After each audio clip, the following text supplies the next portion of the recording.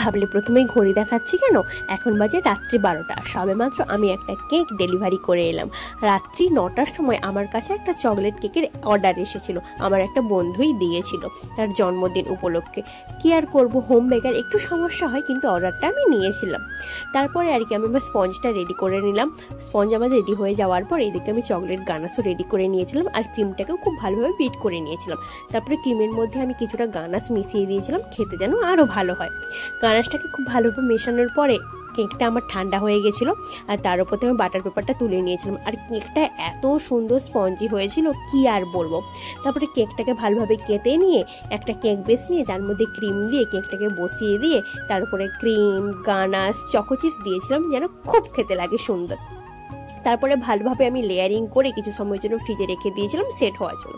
তারপরে সিম্পল একটা ডেকোরেশন করে নিয়েছিলাম কেকের জন্য, আর ওপরে নামও লিখিয়ে দিয়েছিলাম। তারপর 12টার সময় বন্ধু এসে নিয়ে গেল। তো টাটা।